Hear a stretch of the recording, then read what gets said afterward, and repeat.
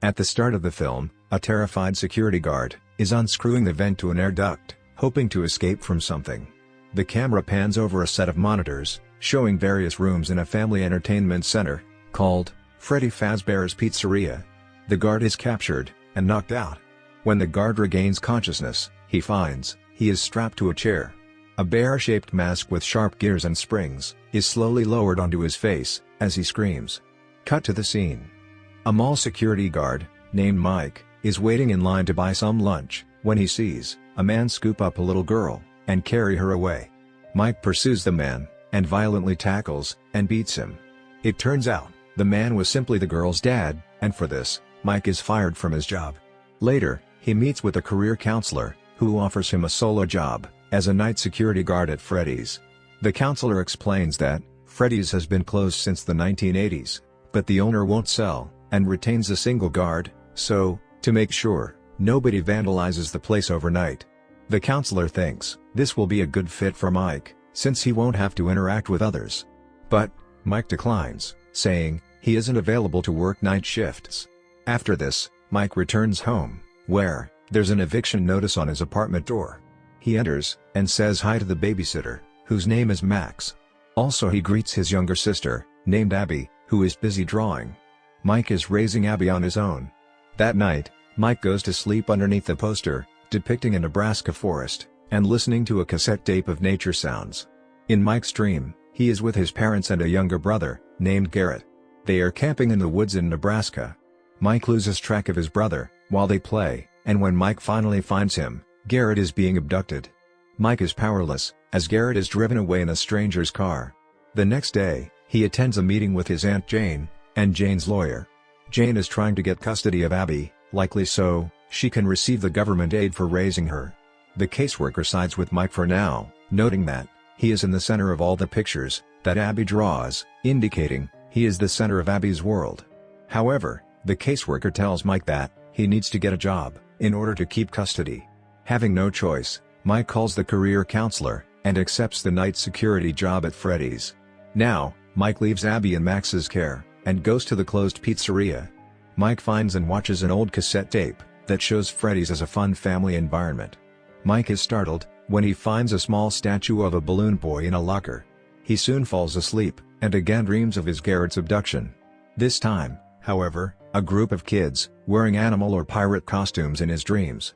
Mike asks who they are, but the children run away. Mike wakes up and returns home. Cutting to a diner, Jane is meeting with Max, and also Max's brother Jeff. It turns out that Jane hired Max to look through Mike's belongings while babysitting to find incriminating evidence, which Jane can use against Mike in the custody battle.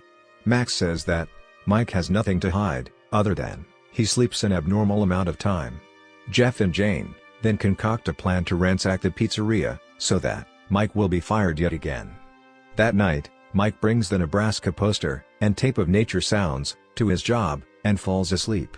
Entering his dream of Garrett's abduction, he again encounters the strange children. The kids again run away, but Mike catches one of them, and demands they tell him who they are, and what they know. The kid scratches Mike on the arm with a pirate hook, before he wakes up to the sound of someone at the door.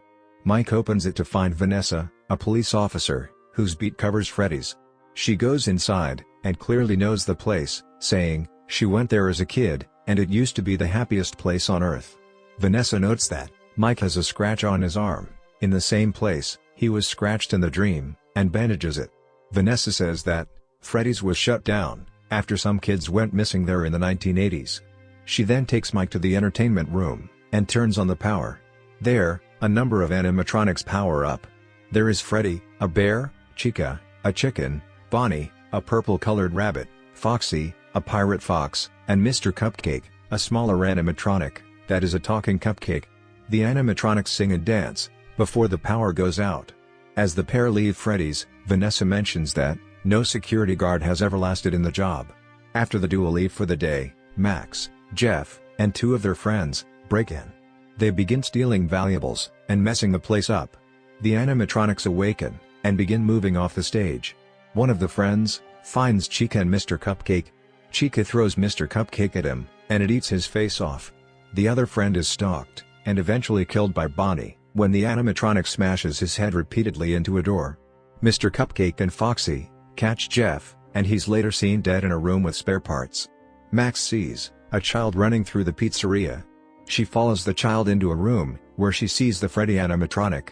The child's voice calls out from inside the animatronic, and Max walks over to get a better look.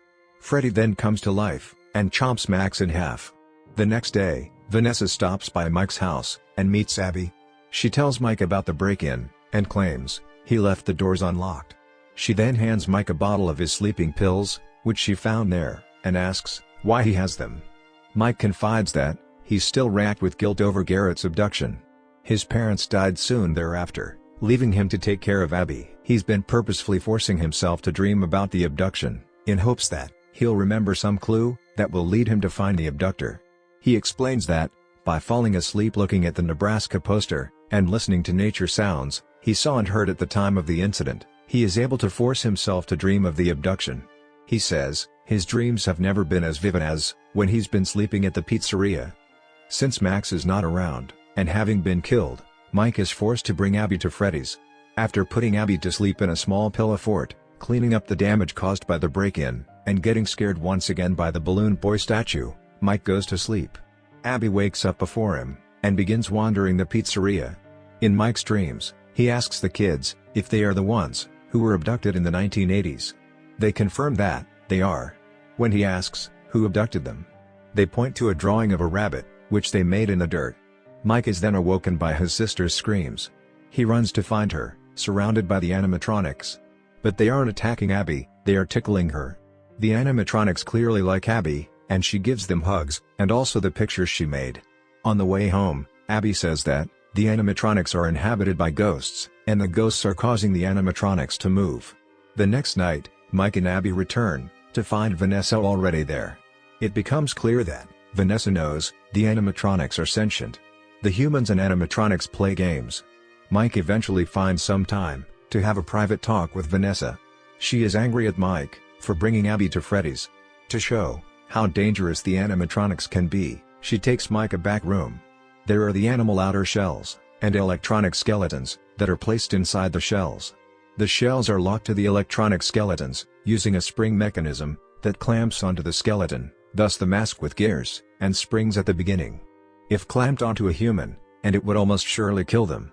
She then warns Mike to stop looking for Garrett's abductor, and never to bring Abby back to Freddy's. Not willing to give up on his job and chance of finding out what happened to Garrett, but also unwilling to endanger Abby, Mike calls Joan and gets her to babysit while he goes to work. In his dream, one of the mysterious children finally agrees to talk to Mike. The child confirms that they are the same children that had been abducted like Garrett, and that they are now the ghosts who possess the animatronics.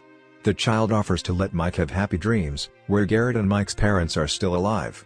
All they want in exchange is to play with Abby for forever. Mike initially accepts the deal, but then changes his mind.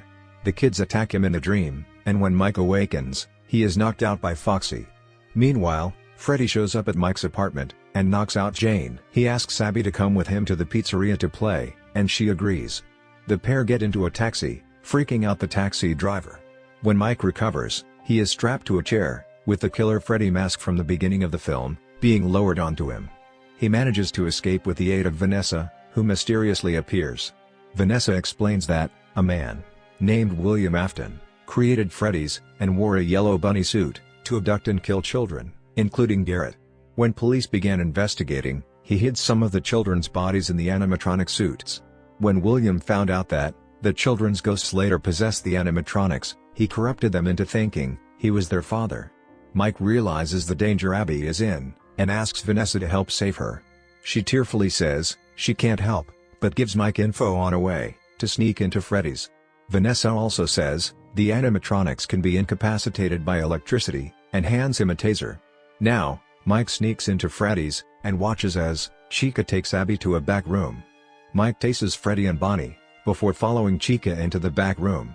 There, he sees Chica and Mr. Cupcake trying to load Abby into a marionette-like animatronic.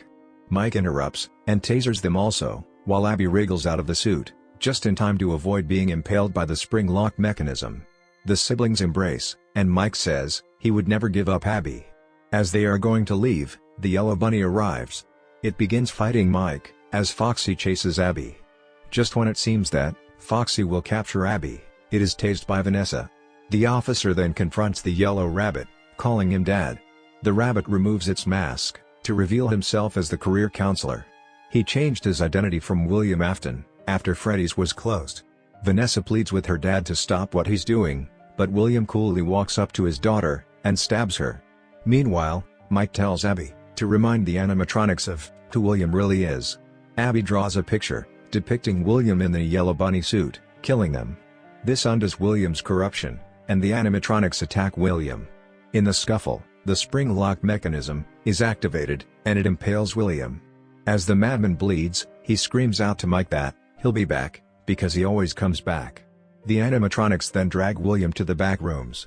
And Mike and Abby drag Vanessa out of Freddy's. Sometime later, we see that Mike and Abby's relationship has improved. They stop by the hospital to visit Vanessa, who is in a coma. At home, Abby says she feels bad that the ghost children are now truly alone, as William is no longer paying security guards to spend the night there. Abby asks if they can one day visit Freddy's again, and Mike responds that maybe someday they will. Meanwhile, at Freddy's, William is still alive, though trapped in the bunny suit. In a post-credit scene, the taxi driver is startled when he turns to the back seat, only to find the balloon boar statue sitting there. And from here guys, I'm done with this masterpiece recap, and we'll be back tomorrow with another good recap, but before leave, please, like, subscribe and share my channel. Thank you.